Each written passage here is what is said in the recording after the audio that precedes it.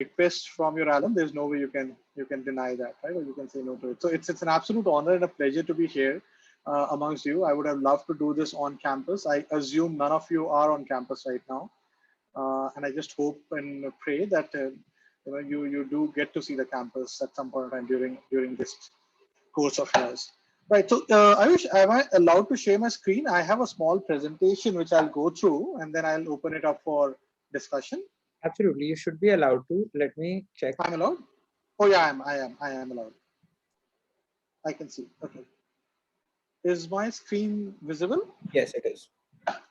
Okay, great. So, folks, it's been 14 years since I graduated from Acceleri, and I worked for a period of about 3 years before that. So, I have cumulatively about 17, 18 years of corporate career. And coincidentally, even though I was not part of the program you all are part of, but I also went through a similar transition of going from corporate back to campus, like you guys are now doing, and then from campus back to corporate. And I do believe that it's a very, very interesting journey. It's not an easy journey, so transiting from corporate to campus and going back to corporate. And more so in your case, given everything is condensed into a 12-month period, right? So I'm going to do is talk a little bit about this journey itself. And Ayush, possibly you would remember some of the slides which I'm going to use here.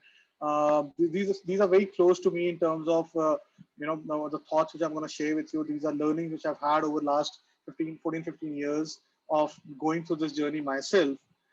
And then move on to the point around which is really the crux of this session, which is really how can a mentor help you in this journey? What is the role of a mentor in this journey as move from a corporate to campus and back to corporate 1 year from now? Happy to take any questions in between, or as Ayush recommended, I will go through my slides fairly quickly and then open it up for discussion. I know this has been, or rather, this is what Ayush told me, that this has been scheduled for 1 hour, but I'm happy to go beyond 1 hour if you guys are okay with that. Is.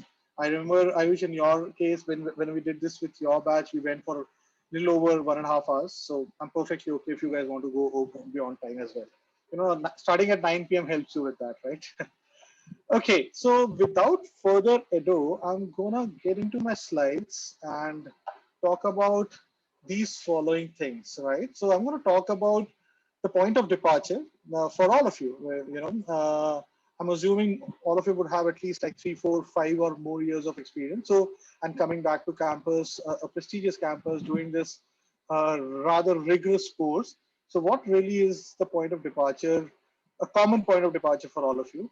And as I see, and as I saw 15 years back, what should ideally be the point of arrival? Having spoken to, worked with a lot of folks who go through the journey of doing masters in business administration, MBAs, and then coming back to corporate.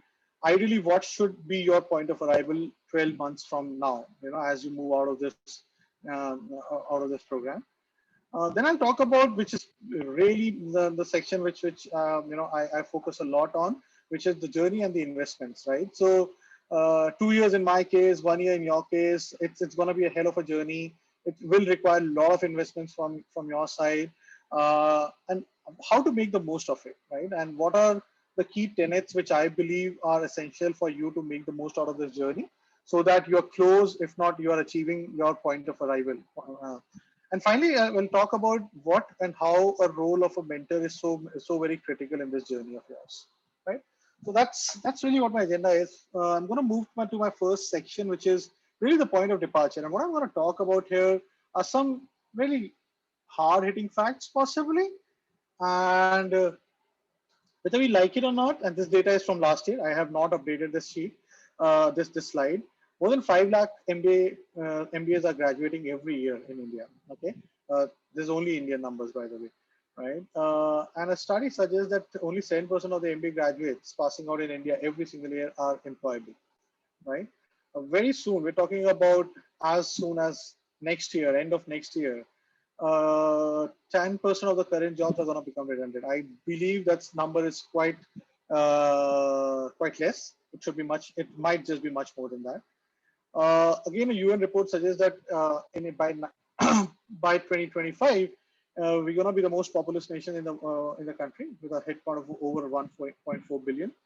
And by that year, Gen Y and Gen Z will make up more than 50% of our workforce, right? And Gen Y, Gen Z, I'm going to count all of you in that bucket, right? So what are we talking about here, and why is this slide important as a context setting? It is important because clearly, and I see it as an HR practitioner, I see this day in and day out that future of employment in India is going to be far more challenging than it was in the past. There's no doubt about it. And therefore, it would need a fundamental change from each one of your side and all of us in the way we are preparing for this massive shift, right? Especially for you folks, as you have made this transition from corporate to campus and this 12-month journey which you're going to have, and then as you head back to campus, it does necessitate a fundamental change or a shift in your mindset in terms of how are you going to prepare for this shift. So it's going to be very critical for each one of you to take this 12-month investment as an investment which prepares you for this shift, right? Which is with the shift which is coming up our way, right? The fundamental shift in terms of the way the workforce is going to change, the way some of the jobs or many of the jobs are going to become redundant. So how do you keep yourself relevant? All those things, and we're going to talk about that when I talk about the investments in this journey. So with that, okay.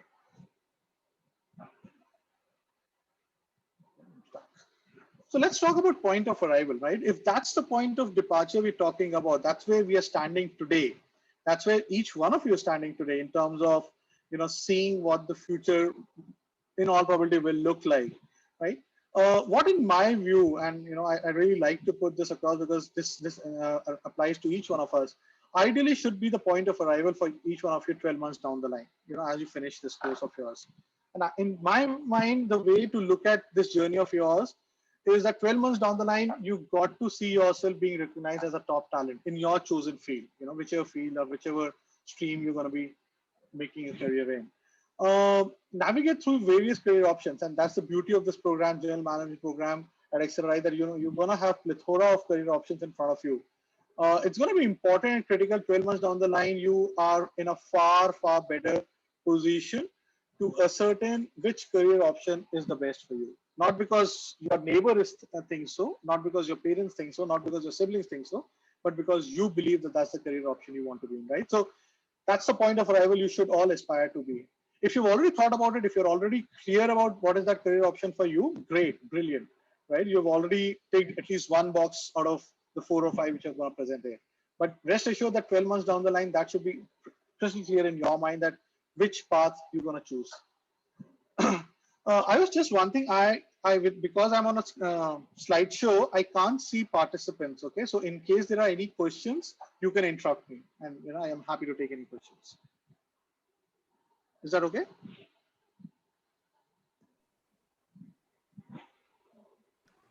Yes. Okay, perfect. The other point of arrival is that you got to make yourself equip yourself with all the tools and ammunitions which enables you to make a mark in the career of your choice. Once you've decided what your career option is going to be, 12 months down the line, you should have that confidence that you have enough tools and ammunition with you, barring possibly on the job experience on your chosen career option, which gives you the confidence that you're going to make a mark, you're going to hit a bullseye in that choice of yours.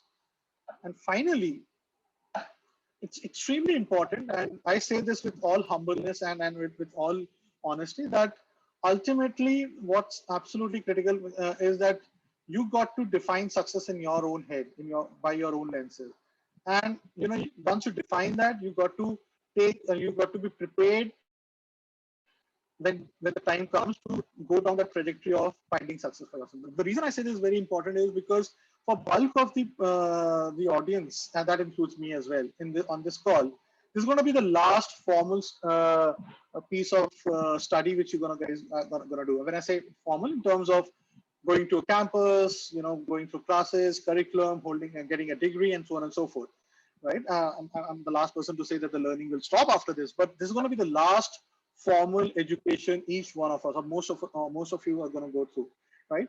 This if this education or this next 12 months are not going to help you define what is success for you, then it's going to be extremely difficult for you to define it once you get back to corporate. Because once you get back to corporate and you all of your work before, there's a certain pattern, then there's a certain routine to that life. And once you get sucked into that, defining success for yourself is extremely, extremely difficult, right? So use this 12-month period as you figure out what is the right career option for you, to then say that, okay, how would I define success in that career option for myself, right? If you're able to do this in over a period of next 12 months, in addition to going through all your courses and curriculums and projects and assignments and getting the grades and getting a good job, I think you would have set yourself at the right trajectory to achieve success in whatever field you choose to be. And therefore, aiming for this point of arrival to me is extremely, extremely important. So now let's talk about the journey itself. How do you navigate from this point of departure, which we talked about, and the challenges which lie in front of you, the fundamental which require you to fundamentally shift the way you prepare for the future to reach that point of arrival, which we just spoke about. So let's talk about this journey itself and what are the kind of investments you possibly would be required, or in all probability would be required to make. So starting with, this is a slide which captures some of the transitions which I've seen in the last 15 years, and I'll go through each one of them one by one. So I think preparing yourself for the future starts with how do you stand out. My first slide talked about the fact that how only a small portion of people who are graduating at MBA from MBA are really employable, and there are lakhs of them, right? So how do you stand out, right? If there is an aspiration to be the best, right, then there is something which you need to do about it. It's not going to happen automatically, right? So from a situation of being one amongst the many, there are 120 odd people who's doing this GMP program, and one of them is you. The mindset has to fundamentally go towards what is that special skill, what is that one special skill or one special capability or attitude which you possess, which separates you from the rest. And that answer to that question can only be given by you. And that answer can only be given if you have developed that skill, if you have developed that capability, if you have developed that attitude. If you haven't, you will remain one amongst the many, right? And therefore, a thinking or a wish of standing out from the rest will only remain a wish, because you haven't invested in yourself to really stand out. So that's number one in terms of how do you prepare yourself for the future. Learning, right? So without downplaying the fact that you are part of a great course or a great institute, but I think fundamentally you need to start, if you haven't done this already, by the way, start thinking about that where else can you get the learning from, apart from the classes, the lectures, the assignments, the projects, which all of you are going to go through, right? All 120 of you are going to go through the same classes, same books, same assignments, same projects. But what additional learning can you take or can you get in your chosen area? Whether it is through social network, media networks, which you build by reading, by asking questions. It's really up to you.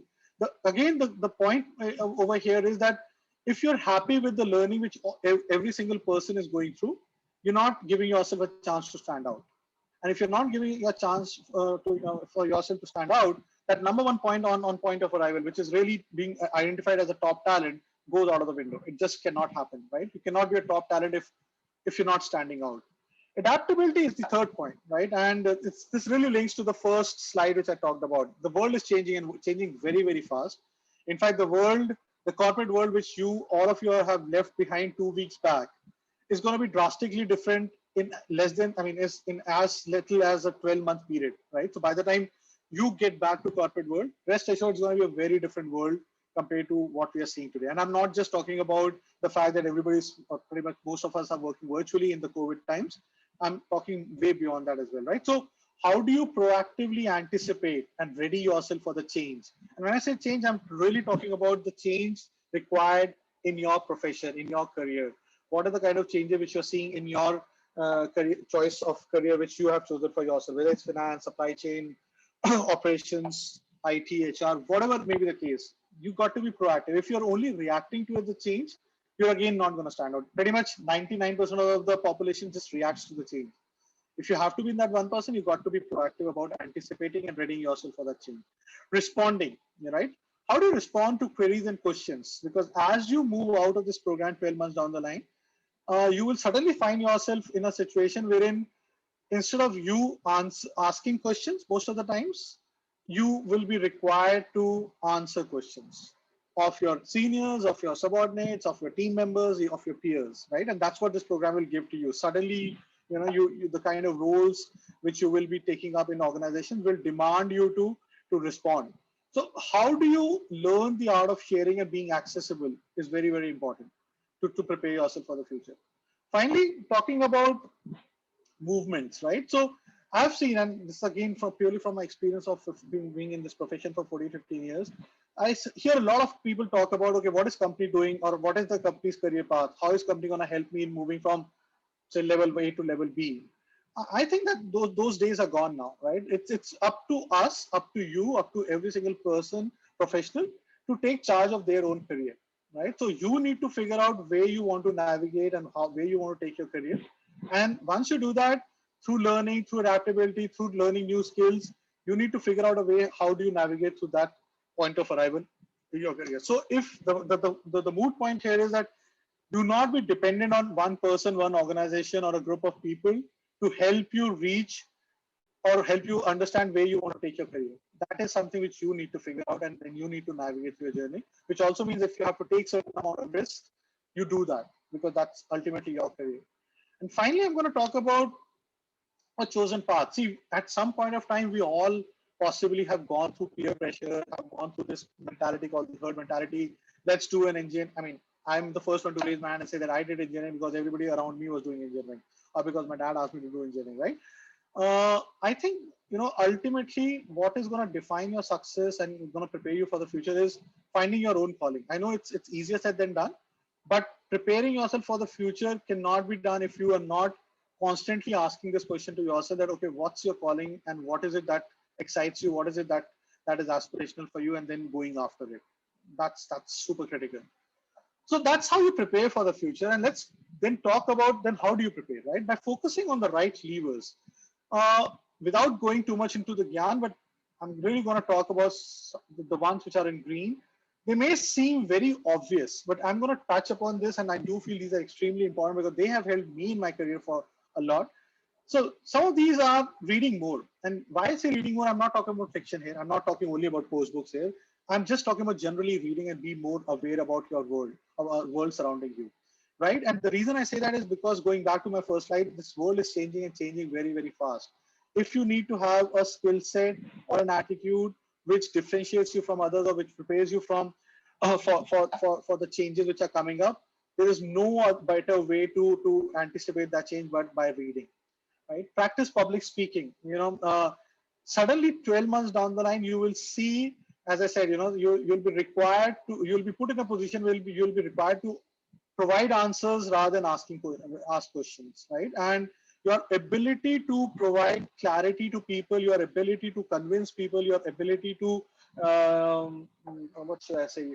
Uh, Negotiate with individuals, your ability to put your point across will really define how well you succeed, right? So when I say public speaking, I'm not talking about debating here, I'm not talking about elocution here, I'm really talking about your ability to convey your thoughts, your ideas, your solutions in a coherent manner which others can understand. That's going to be really, really critical. The fourth point on the left hand side is very, very, very close to my heart. I firmly believe that studying finance and invest, how do you invest money, and this is not just for finance professionals, by the way, is super important. And again, I'm going to use my own example here. See, whether we like it or not, financial security is super important for everybody, right? For all of us. And you cannot possibly focus and concentrate on your work or be committed to your fully if you're not on a journey of being financially independent, right? Or financially secure. And you can't do that if you don't understand how money works, if you don't understand how investments work, how insurances work. And I'm just using these are as examples because I have seen a lot of careers derail, a lot of really skilled, really bright people's careers getting derailed because they haven't managed their own personal finances well, right? And I definitely would not want to see any one of you going down that path. And therefore, it's super important for you to understand basics of personal finance, investments, and so on and so forth. When I say investments, again, I'm talking personal investments. So that's the point. Find a mentor. right? And we'll go deeper into this, but I do believe that one of the biggest levers of preparing yourself for the future is finding a mentor who can help you navigate through this journey, and we'll talk about this. And do understand this, and you will be forced to learn here in next 12 months and not memorize, and the same should remain with you as you go back to the corporate world as well, right? Because you will be required to apply these learnings and not apply what you had memorized. There's no way you can apply what you had memorized, right? So you're going to go back to the corporate world, and suddenly there's going to be a substantial shift in the kind of responsibilities which will be put on your shoulders, and that's where you will have to apply all the learnings you're going to have in next 12 months, right? So it's very important that the mindset shifts from memorizing stuff to learning it. It's okay if you don't get the grades as long as you've learned the stuff. Is the point? Is the moot point? And finally, discarding the distractors. As you prepare yourself for the future, and there are going to be many distractors. So because all of you have worked before, I'm sure many of these points you might have come across. But it's important. I feel it's important for you to be aware of some of these. So I'm going to pick the red ones. Right. So I believe, and I've seen this happen in my own career, that one of the short ways of building your credibility as a professional is when you commit a timeline and adhere to it, which also means that you don't miss deadlines. Right. I think it's sacrosanct. Your credibility as a professional goes down the moment you start missing deadlines, which kind of is linked to the second point, red point, which is having poor work ethics or giving out shoddy work. Right. So one of the things which I tell people who come to my organization, okay, I completely recognize that. You may hear that from my 4-year-old as well.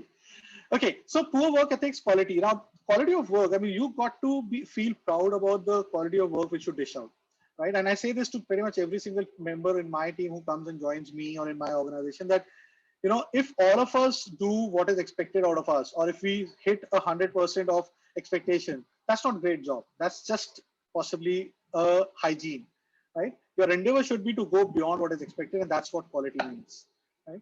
Unwillingness to change loops back to you not being adaptable, and if you are not willing to change, organizations will change, strategy will change, the ways of working will change, and if you're not adapting to that change, you'll become redundant, right? So as you go back to the corporate world, your willingness to change will define how well you're prepared to succeed.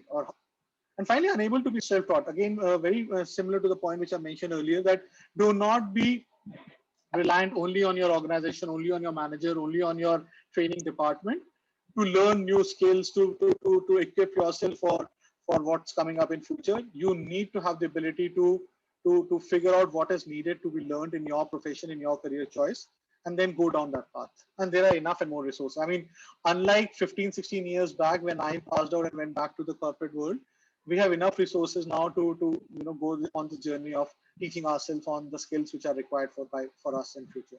So those are the distractors which you need to guard against. And finally, then what should it lead to?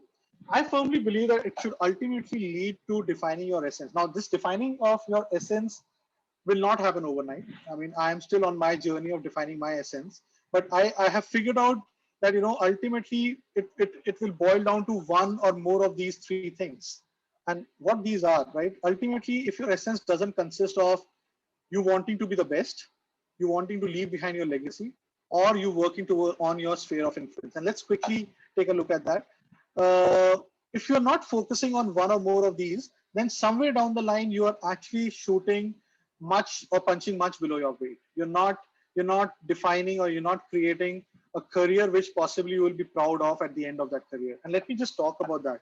So aspiring to be the best, right? And what do I mean by that in terms of an essence, right? I really mean that if you're going to work on something, if you're going to invest next 20, 30 years of your life on a particular career which you have chosen, right? You got to aspire to be the best in that, right? And you got to put in efforts accordingly, right? You can't be best in a particular field, in a particular profession, if you're going to put half-baked efforts. It's not going to happen, right?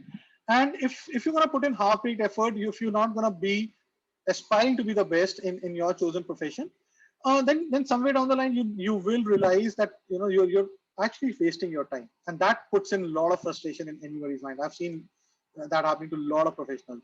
So see, one of the mantra I always followed, and I always told this to people, that if you can't do what you like, start liking what you're doing, right? And because unless you like what you're doing, you're not going to put in 150% into it. And unless you put in 150% into what you're doing, you cannot aspire to be the best in it, right? So let's focus on that piece as one part of the essence which you may want to define for yourself.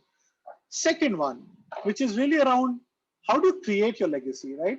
I am not sure how many of you felt this, but I'm sure you will at some point of time, like I did a couple of years back, and like I see a lot of my counterparts feeling about it, that at the end of your career or at the end of your professional journey, you want to leave behind a legacy. You want to leave behind a work or a body of work which people talk about, which people say, hey, you know what, there was this difference which was made in our organization, in our team, in our body of work by this individual, right? How do you do that, right? Because unless you're creating or you're focusing on creating your own legacy, you're just going through the motions, right? So how do you go about it, right? Defining your values, living by them under any circumstances, honoring your word, and keeping your promises and respecting every single individual, right? These are some of the tenets which I have practiced in last, I would say, 40, 15 years, which over a period of time has then translated into the kind of work which I have done in my career. So rest assured that, if this thought hasn't occurred to you yet, it will for sure, that with the amount of time and effort I'm putting in my career, in my job, in my work, towards my team, towards my bosses, am I doing enough to leave behind a legacy, or am I just going through the motions, getting my monthly paycheck and being happy with it? If you're falling in the second category, it will start looking very, very transactional to you very soon, right? So start thinking about that. Do you want to create your legacy or not? And if yes, how are you going to do that? And finally, I'm going to talk about sphere of influence, right? And that's again is something which comes to you, which will come to you over a period of time if it hasn't already. And what I mean by sphere of influence is, right, if you're leading a life which is focused only on your own self, right, uh, at some point you'll start realizing that it becomes meaningless, right? So it's really the sphere of influence is are the people who come in touch with you, who come in contact with you day in and day out, whether in professional world, whether in your personal life, and what are you doing for those people who are coming in that sphere of yours, right? So for example, in my sphere of influence, professional sphere of influence, it could be my team members, my subordinates, my peers, my boss, my clients. These are all people who come in touch with me, or who come under my influence at some point of time. Similar in my personal life, apart from my immediate family, it could be my driver, it could be the maid who comes and works in our house, it could be my neighbors, but it could be anybody whom I have contact with, who comes in my sphere. Now, the concept really is that if you want to lead a meaningful life, you should focus your energy and actions so that there is something positive you're doing, or positive impact you're creating for people who come in your sphere of influence. It doesn't matter how big that is, whether it's 5 people, 50 people, or 500 people. It doesn't matter. But unless you are making a conscious effort to make a difference in the lives of people who are in your sphere of influence, and instead focusing only on your own self, you'll start realizing that that life starts becoming very, very meaningless, right? So again, as I said, it may come to you eventually, this entire concept of sphere of influence, just like creating your own legacy. For some of you, it may already be there, but that's how you go about creating the essence. The reason I talk about essence here is that next 20, 25, 30 years, as you go about building your career, right, don't just be focused on getting a role, doing that role, earning your paycheck, and moving on, right? Start figuring out the next part of it, which is really how you define your essence, because that's what will make it meaningful for you, your career and then your life as well.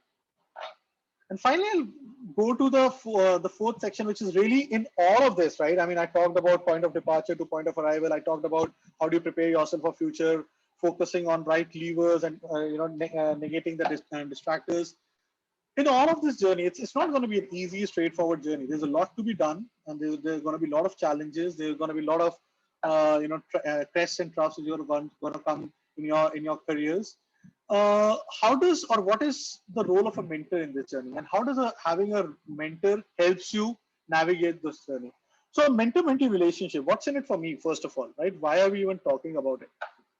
And this picture really captures what we talk about. There's going to be change. We're already seeing change, and there's going to be massive shift in the way the the corporate world is going to operate, not just the fact that this COVID has necessitated that change of, virtual work, the hybrid work, and so on and so forth. How do you adjust to these changes? How do you adjust to new ways of working? How do you make the transition? All of these, right, is not easy. So for mentee, learning to navigate through your professional journey from people who have done it before is I think there cannot be anything better than that. Start thinking longer term, right? So there's that entire concept of essence is a long-term journey. So when you're in a career, and all of your work before, right? So when we are in working on a job, on a particular role, all we're thinking about, or most of the time we're thinking about, we have a 6-month goal or a 12-monthly goal. How do we achieve that goal? Whether the bonus is going to come through or not? How are we going to get promoted? These are very obvious questions. We're not really talking about or thinking as much about, okay, what are the shifts which are coming through? How am I going to prepare for those shifts, right? Am I figuring out my essence, right? Am I working towards creating my legacy or not, right? So really that is having someone who's gone through this journey longer than what you have helps you understand what this journey demands, right? And that's why this relationship can be very important for a mentee. What's in it for a mentor, right? So I feel as a mentor, one of the aspects is that you are enabling someone else's success, right? And very easily you can loop this back to the sphere of influence, right? So if I were to look at myself, right, I mentor a lot of people. To me, each of my mentees are people who are in my sphere of influence, and this is what I'm doing to contribute my bit towards creating an impact for them, right? So I'm basically, by playing the role of a mentor, I'm addressing one part of my essence, which is impacting my sphere of influence, right? And I do believe that this is really being a mentor to someone, and being a true mentor to someone is really the first step towards self-actualization, which is as per Maslow's hierarchy.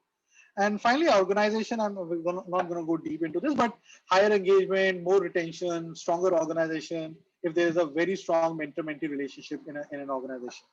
So let's go to what is a mentor-mentee relationship and what it's not, right? So the way I define some of the tenets of a good mentor-mentee relationships are these, right? So a mentor helps you in, or may assist you in professional development, may coach you on certain aspects of your job, of your role, may help you on reflections, may help you in technical assistance. You can go to a mentor for consultation in case you are stuck somewhere and you need to bounce off certain ideas. That's the role of a mentor. That's the role of a mentor-mentee relationship. What mentor-mentee relationship is not is very important. It's not one-way gyan, right? So if you're stuck and if you believe that you go to a mentor and that mentor will give you a solution by providing you a one-way gyan, and that's how, if you're operating in a mentor-mentee relationship, then that's not how a relationship will be successful. Again, problem solving. I firmly believe that, a mentor-mentee relationship is not to problem solve. Ultimately, your problems have to be solved by you. A mentor, a good mentor, will be able to give you the direction, will be able to guide you, but ultimately figuring out the solution to your problem has to be done by you. So he or she will not, or the mentor will not tell you that 2 plus 2 is 4, but he or she will possibly tell you that there is something called abacus and may tell you how to use an abacus, then so that you are able to figure out 2 plus 2 is 4, just as an example. Most importantly, a mentor-mentee relationship is not a crib session, right? I see that happening in a lot of professional spaces wherein a mentee reaches out to mentor to crib about his boss, his or her boss, in a student teacher setup to crib about a certain subject or a subject or a teacher or a professor. Rest assured, all you're doing by getting into that kind of a mentor-mentee relationship is waste your time and waste your mentor's time. And as I say, I always say we have finite breath, which we are blessed with, right? So don't waste those breaths by getting into something which is unproductive. So that is what a mentor-mentee relationship is not. It's not a one-way gyan. It's not something for you to go and get your problem solved. It's definitely not a crib session, right? So how do you make the most of it? And I'm just going to put this into 4 quadrants, right? I think first and foremost, as students or as someone who's come back to campus, you need to, if you want to make the most of a mentor-mentee relationship, you need to really understand the value of it, right? Understand what it is and what it is not. Focus on, you got to focus on deriving your personal benefits out of, and when I say personal benefits, I mean by what I just talked about, that how do you navigate from your point of departure to point of arrival? How do you prepare yourself for future? How can you learn from someone else's journey, right? Who has gone through that journey before you? And then get learnings out of it, and put it in your own journey. Building relationships is an important ingredient of making the most of it, right? So how do you establish the relationship with your mentor? How do you understand your role as a mentee? How do you establish the expectations which you have from a mentor? See, because you reach out to a mentor will never reach out to you, right? So when you reach out to a mentor, it is your responsibility to help the mentor understand what is it that you expect out of this relationship, what is it that you expect out of him or her, right?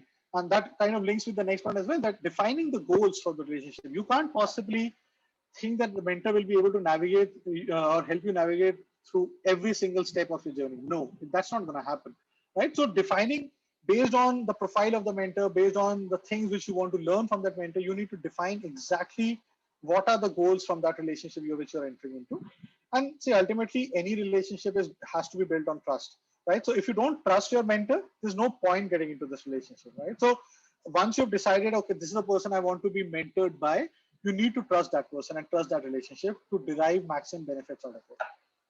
Then you talk about how do you maintain relationships. See, again, as I said, the ball would always be in your court as a mentee to maintain the relationship with your mentor, right? Because understand that a mentor will have multiple other things to think about in addition to managing his or her own career as well, right? So building an action plan, identifying discussion topics with your mentor, following up, are some of the things in which you maintain the relationship. Do not expect that the follow through or a follow up will be made by the mentor. If they do it, great. That's his or her essence then. But you need to understand that the ball will always be in your court if you want to maintain that relationship. And finally, I think in any relationship, especially in a mentor-mentee relationship, you need to have a way of evaluating whether it's not working or not. It's because it is possible that it may not work. It's not possible that every single mentor-mentee relationship will work, and therefore, to assess and evaluate whether your relationship is succeeding, in terms of the goals which you have defined for this relationship. You need to do a very objective evaluation done periodically along with your mentor. I do mention refer template here. I will not go to that template. I will mail it across to you guys if you want.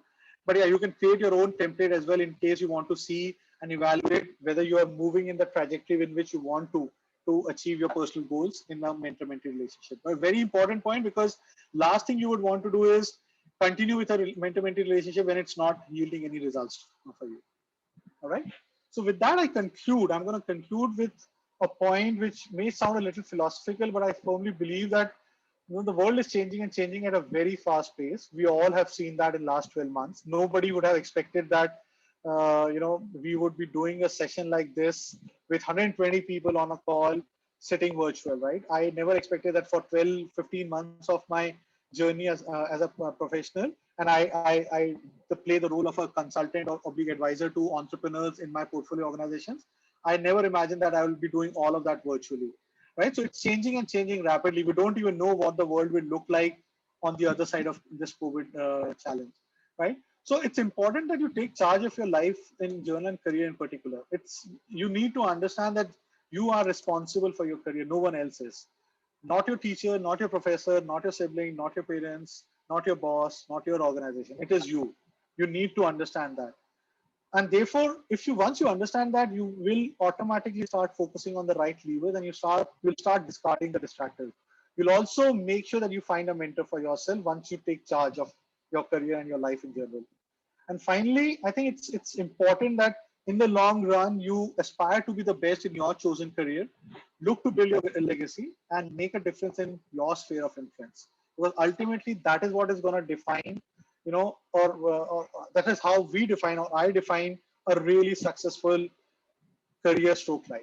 Right? So with that, I'm going to pause here, and yeah, my closing message to all of you is unleash your potential, right? Because we all have the potential. The fact that you're sitting here, part of this 120 member group in this prestigious organization campus in this great course means that you have the potential, right? So how do you unleash that potential in next 12 months and going forward is going to be super critical. Looking at all that I've spoken about in last 40 minutes, and rest assured success will follow, right? So do not fall for peer pressure. In this 120 group itself, there will be people who will have different trajectories at different point of time. Do not get bogged down by that. as long as you're clear what is your career goal and what is the trajectory you have chosen for yourself, and as long as you're clear that you have taken the right levers and discarding the distractors, ultimately success will follow. It may follow, for some it may follow in 2 3 5 years, some it may take 10 15 years. That's okay, that doesn't matter. We have a long career you all have a long career in front of you, right? So don't bother on that. All right, so with that, okay, I'll come to this part later, but with that I'm gonna open it up for any questions, queries. So I've taken 45 minutes. Ayush, you said 40, so I've taken 5 minutes extra. You could have taken 10 extra, sir. As I said, I'm happy to go beyond the time, if you folks have the questions. Okay, how do you want to do this Q&A? Hi, I sir. see Suyash. Can I take the question from Suyash, because that's the first hand I saw, Suyash Trivedi. I think everybody who has questions can raise their hands, and I think that will make it easier also. Yep, perfect. But the only thing is that I see only a handful of names in front of my screen. I'll have to toggle across 5 screens.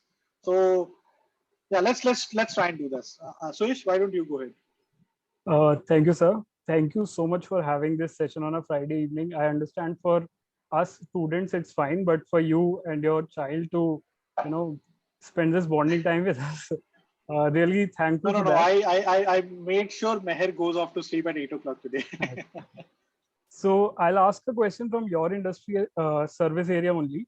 So you mentioned that some of the jobs are going to get redundant, and a lot many professionals will have to adapt to change. So within HR profession, what kind of jobs do you see going redundant in the coming days, in the foreseeable future? And what are the kind of changes that HR professionals have to adapt to? Because IT, it's more foreseeable, but HR is something that is difficult to comprehend what kind of jobs will get redundant and what are the changes there. Okay, so any job, Suresh, great question, and thank you for asking something from my subject area, because that's something which possibly I can answer a little more easily. So see, any career, including HR, or any job or any functional area, has transactions and has strategy and has operations, right? So similarly in HR, a lot of transactionary work, operational work is already getting automated, right? So let me give you an example. A simplest example is payroll, right?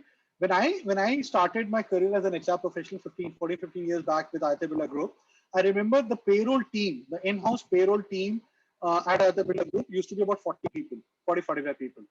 Now they have one person who's outsourced, okay? Because everything is automated. There are enough and more payroll softwares out there, really intelligent payroll softwares, wherein you can make changes very quickly in terms of IT, because IT rules keeps changing, and that's why people there used to be armies of people to figure out how to calculate tax, how to make form 16s, and so on and so forth. Everything is on a click of a button now. You have payroll software which can do payroll for multi countries at the click of a button, right? So one obvious and thing which is getting redundant or which is going out of scope for people and for organizations is payroll, as an example. Second, in recruitment, right? There's a lot of intelligent software which are now getting built, or which are now in the market, which are automating a large part of recruitment process, right? So there used to be, again, as late as 2013-14 in my team, there used to be people who will source the CVs by posting jobs on social on websites and so on and so forth. And then when thousands of CVs will come, they will go through the CVs to then shortlist that who are the ones whom we should start speaking, right? So they were basically screening. I mean, we used to call them the screening recruiters, the recruiting people who would do the screening for us, right? Now, all of that is automated. There are machine language and intelligent software which go through CVs, and you can program that machine language to then tell you that what are the kind of CVs which you want to shortlist for interviewing. So that's another role which is going. So there is a substantial number of roles in recruitment which are already becoming redundant. Therefore, there is a need for recruitment professionals to redefine themselves, right? Training is another one, and especially now that COVID is happening, right? So gone are the days when classroom trainings are the only one, or the only kind of training or the learning intervention you could have had. So any training individual who's not equipped himself or herself to do virtual trainings will be out of fashion, will go out of scope, right? Because you need to have the ability to do that. So these are some of the things. Now, there are many other things which are becoming more and more important, right? So for example, someone who focuses on talent management, right? Someone who focuses on org design, was possibly not even heard of 15 years back, but now is more in demand because that's where the focus of the organization is shifting to, right? So that's how you need to prepare yourself for future. But those are some of the roles in HR which I can think of right away, which are already becoming redundant. Does that answer your question, Suresh? Yes, yes, absolutely. Thank you so much. Are you an HR? Are you a person from HR background, Suresh, by any chance? Not presently, but aspiring to be. Yeah. Okay, great. Welcome to the club whenever you join the club. Divya Khelani. Good evening, sir. Thank you for having this session with us. I completely resonate with the fact that having a mentor is crucial to have constructive feedbacks to improve on time to time.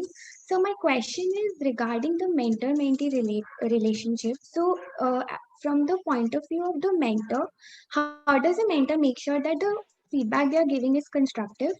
And from the point of view of mentee, how does the mentee find ways to quantify that feedback so that they can track their progress in a better way? Okay. So I consciously didn't talk about the role of a mentor here, but it's really boils down to, as a mentor, how are you seeing your responsibility in that relationship, right?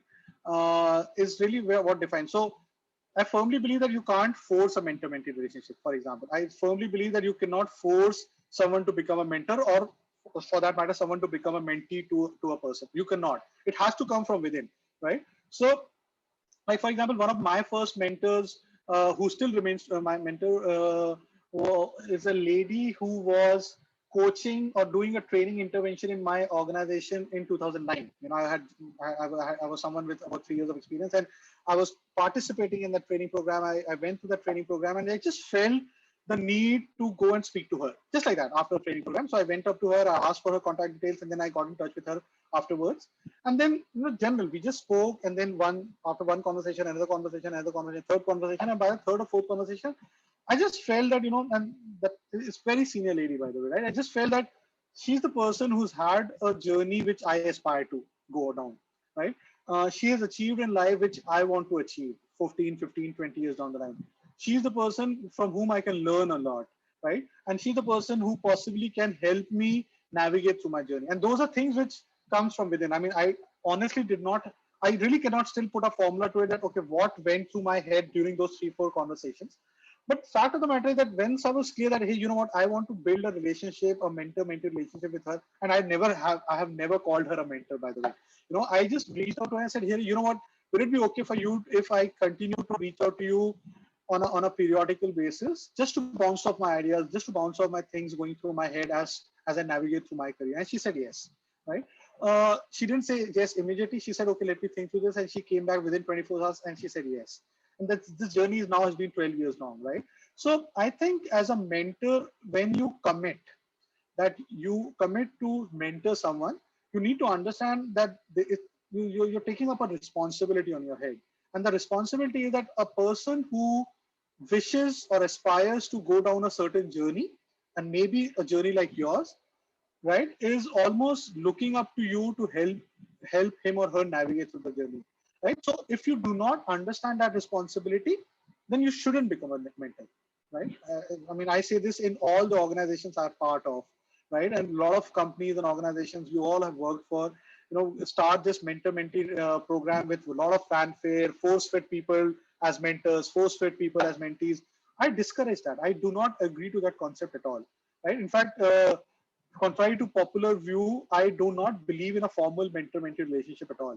I believe in a mentor-mentee relationship, but I do not believe in this formal mentor-mentee relationship, because that just doesn't make sense, right? So as a mentor, the way I have always approached it, and today as I speak to you, I'm mentoring 4 people. I've been mentoring the person I'm mentoring the longest. I've been mentoring that person for 7 years now, right? And to me, it's a position of responsibility. To me, it's a way of realizing my own essence. It's a way of self-actualization, right? So when I believe in all of that, then I'm true to the conversation, then I'm true to that relationship, then I'm true to the feedback which I'm giving to you as a mentor. Now, as a mentee, what is your responsibility? I think what is important is ask questions. When a feedback is given to you, ask questions, ask data points, right? In a constructive manner, not in a pushback manner, right? Not because you feel offended that, hey, how come I'm getting a feedback which is contrary to my own view of my own self. So ask questions, ask clarifying doubts, ask possible ways of overcoming the feedback or overcoming the shortcomings which possibly your mentor is talking about, right? And also when a feedback is given to you, think through it and then come back with a plan of action to your mentor. You know what, that I have heard your feedback. These are the 3 things which I thought that I need to work upon based on your feedback. This is how I plan to go about it, and this is the time frame I'm giving to myself. And then see what your mentor has to say about it. Once you guys agree on it, then you evaluate yourself that in that time period, whether you have overcome or whether you have realized the feedback which was given to you. If you haven't, then either that feedback was not relevant or possibly you have not acted on that feedback. Does that answer your question? Yes, sir. Thank you so much for taking it down. No problem. Divya is done. So Niharika, I'm just going by the order in which I see the hands. Hi, sir. Very good evening. Hi. Sir, thank you so much for coming here and taking a session. It has really helped us realize how our mentor should be and how we should be as a mentee. What responsibilities do we have? Sir, my question is, what criteria do you look at before investing into any entrepreneur's company? So that's my first question. And my second question is following up on that. What is the difference between working and mentoring the Gen X and Gen Y? Okay. So let's start. These are 2 pretty massive questions. We can spend an hour on these. Okay. So, but I'll try and keep it limited. So what do we look for an entrepreneur, right? Apart from the business model and the business idea and the relevant market for that business idea, which are obvious. I'm assuming you're asking me this question more from a human behavior perspective, from an athlete perspective, because I obviously will not go down the path of talking about how do we evaluate business models and all of that. So when we look at an individual, we look at his or her life experiences. Rest assured, I'm talking about life experiences there. I'm not talking about education experience or work experience. We do look at that as well. But more than that, we look at the life experience of that individual. What is the trajectory that person has had? What kind of a life experiences that individual has had? Because we do believe that if you have had the experiences which align with the kind of business which you're trying to create, then invariably you will succeed, right? So for example, if you have not been privileged enough, like the group sitting here is, to have had real quality education in your life, right? But in spite of those challenges, you have come up the curve and you have reached a stage where now you're working towards creating an education-based or edtech model.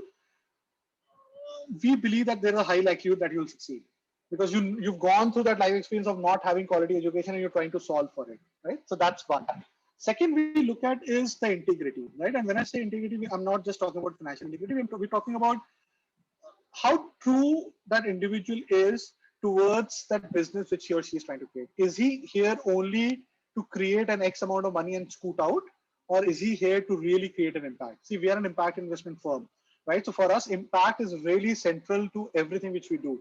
So if we do not see that a particular business model or a particular entrepreneur through his or her business model is focused on creating impact on the lives of people, then that's a red flag for us, right? Because, and we have ways and means of figuring that out. Third, which we really look at is, I think it may be very obvious, but it ties into one of the points which I made in my slide is how will this person is able to communicate, present his or her ideas and stand his or her ground when a pushback comes to him or when cross questioning happens to him, right?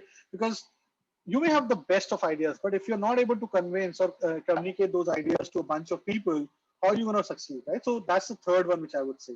So let me see if there's something which I missed out on. No, those are the 3. Those really are the 3.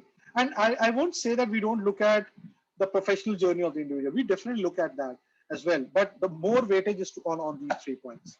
Now, coming down to the point around how do I see, what is the difference between, you said mentoring a Gen X and Y or Y and Z? Sir, X and Y. All of you know the difference between X and Y's? You consider yourself as Gen Ys or Gen Zs, by the way? Sir, I am Gen Y. Gen Y? Okay, so I've been part of this debate for too long now, right? I mean, I remember the first time I spoke in a conference about 10, 11 years back. I still remember the topic, and the topic was how do you manage a workforce which consists of people from different generations, right? And I still remember what I talked about that, and possibly I'm going to pick some points from there. See, every generation has its own uniqueness, right? It has its own nuances. It's almost naive to say that one generation is better than the other. Yes, Gen Ys are far more digitally equipped, they're far more connected, they're far more digitally social, so to say. Gen X, you may say they are far more conservative, but I do believe that Gen X are far more family oriented, far more, their ability to understand risk is far higher. Is what I believe. I don't call them risk averse. I do. So now, therefore, understanding the need of an individual, and I'm not going to go into this question as a generation question.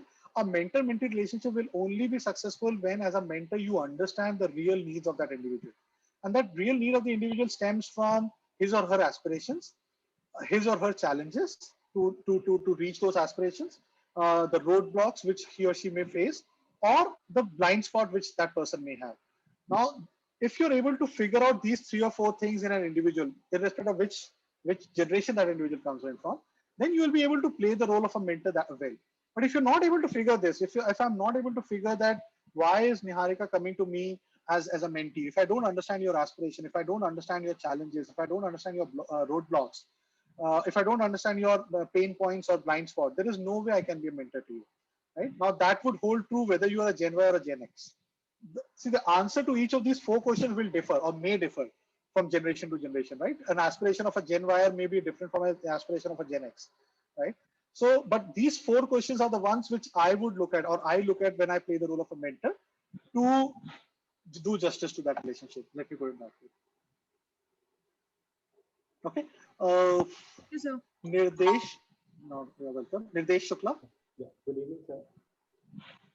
Thank you for the session. And I would like to pick up on a very beautiful line that you quoted, like a mentor is Hey, someone. Nirdesh, there's some reason I can't hear you properly. There's an echo. Is it because of your headphones? I'm not sure. Is it better now, sir? Yeah, I can hear you better. Okay. So my question was, I would like to pick up on a very beautiful line that you gave, like a mentor is someone who does not tell you that 2 + 2 is equal to 4, but instead tells you about abacus. So my question was regarding how fundamentally is mentoring different from coaching, number 1. And number 2 is how, I mean, in this scenario, when almost every organization is trying to introduce this mentor-mentee relationship, so how interchangeably are organizations using this term of coaching and mentoring? Like they are looking for a coaching role and terming it as a mentoring role. Okay, so see, I know a lot of people. In fact, in most places, this gets used interchangeably. The way to look at this is, okay, I'm going to use an example of cricket here, and pardon me, I'm just like every other Indian, I'm quite passionate about cricket. But so Ravi Shastri is a coach, but Rahul Dravid is a mentor, right? Or Sunil Gavaskar is a mentor, right? In other ways to look at it, that a coaching relationship is always aligned to a set objective or an end goal, right? So, like in Gary Kirsten's case, the end goal was to win the World Cup, right? And then that coaching intervention got over.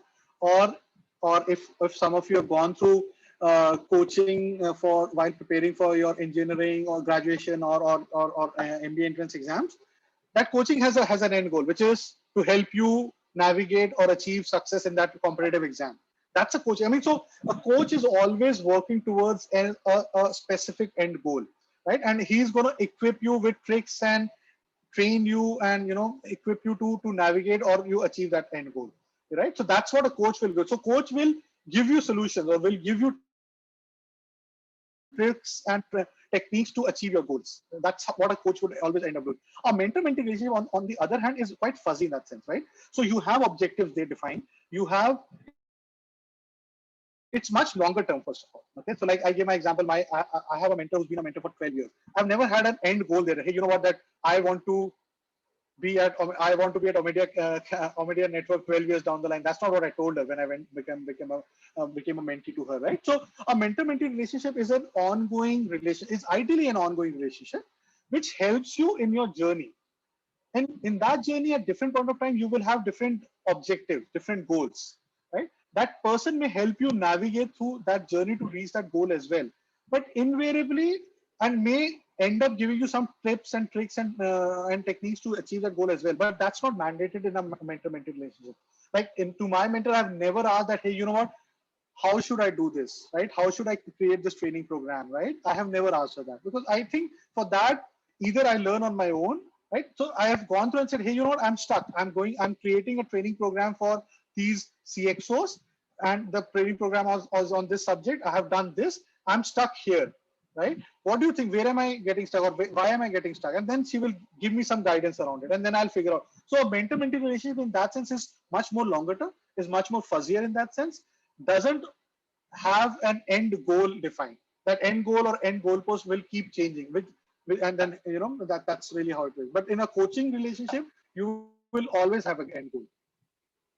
That's how. I mean, but it still can be used interchangeably, or people do use interchangeably. But fundamentally, there's a difference. So I never use it interchangeably. For me, if I have to be a coach, if you ask me to be a coach, I'll first ask you, what is it that you're trying to achieve? And then I'll see whether I have the skill set to help you achieve that. So for example, if you say, hey, you know what, you be my coach to help me understand, say, compensation and benefits, right? Which is one of the subjects in HR. Now, first thing I'll think about is, am I equipped enough to help you become a pro or a professional or a skilled guy in compensation benefit? If yes, then I'll sign up. Then I'll say, hey, you know what, I'll take 6 months to do that, right? Or how much time do you have to become like that? So like that. In gym, a gym instructor is a coach. He's not a mentor. Just by the way. Okay. Does that answer the question? Thank you. Okay. Okay. Whom did I speak to? Who saw what's Niharika. Pulkit. Yeah, next is Pulkit. Niharika. Yeah. Let's go to Niharika. Yeah. Niharika is done. Sir, I Next is asked, I'm Pulkit. sorry. I Okay, forgot. Pulkit. Let's do Pulkit. Right. Very good evening, sir. So firstly, thank you for the insightful session. Sir, actually, we talked about a mentor-mentee relationship and how it becomes so important throughout the progression. So I want to talk about the practical scenarios that I have myself witnessed during my previous organizations. So there are a lot of situations in a high-pressure job wherein a lot of pressure is being put up by the immediate senior or the reporting manager. And I believe that a reporting manager is mostly the most important mentor in any organization, because you spend most of the time with him, working along with him. And I've seen, since there is a lot of organizational pressure from the above top authorities also, due to which a manager is bound to put that pressure on the down team. And mostly the employees blame their own managers for maybe quitting or maybe switching to some other jobs. While on the other part, the manager is himself compelled to do that. So I have seen a lot of times where HRs are even stuck in that situation and they are not able to find that the solution to that immediate problem. So in that case, what should be the way out? Yeah, I said this to in response to one of the earlier questions, right? That I'm not a believer in a formal mentor-mentee relationship, right? So therefore, if I were to extend that, I don't think manager has to be a mentor. If he or she is able to play the role of a mentor, great, you're lucky. But I don't think a manager needs to, or it's mandatory for a manager to play the role of a mentor. You know, the way I am defining a mentor, which is really a long-term relationship which helps you navigate through your professional journey, right? A manager is there to manage you, your work, and be responsible for that period of time when you are reporting to him or her. So in many ways, I would rather equate a manager to a coach than a mentee or to a mentor, right? Now, therefore, to believe that a manager will be able to play the role of a mentor, I think it's almost like shooting in the dark. And that's why I said I do not believe in this formal arrangement of a mentor-mentee relationship. Even if it is like in a lot of organizations, I see that they will do this mentor-mentee relationship with a lot of fanfare, right? That every person is linked to a mentor who is not his or her manager, right? And organizations believe that's a great thing, right? That they have been mapped, the individuals have been mapped to someone who's not a manager, therefore doesn't have any vested interest, and therefore will be able to guide the person in his or her professional journey. It doesn't happen like that. Every person cannot be a mentor. Every person cannot be a coach. Just like that, every person cannot be a mentee, right? It's not necessary that each one of you will end up having a mentor, right? Some of you may not want to have a mentor, and that's perfectly fine. As much as I prescribe that you should have a mentor, but ultimately it's your choice. Same goes for a mentor as well, right? So, therefore, what should you do as an individual? As I said, you need to find who is the person whom you believe will be able to guide you or will be the right mentor for you.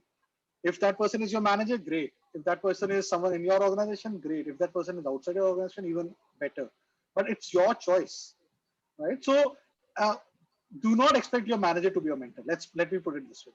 I don't think you, because that's something which, I mean, do not believe by default your manager is going to be your mentor. If he becomes your mentor, if he's capable to be your mentor, you're lucky. Right, sir. And so we have a small request. So we are a batch of 120 from diverse sectors and backgrounds. And we request you to kindly consider GMP, the current GMP batch, if you're open for recruitment this year. So, oh, you're talking about my organization? No, sir. We are talking about the current GMP batch. So we request you to consider the current batch for placements if you're looking for recruitment this year. Okay, sure thing. Thank you, sir.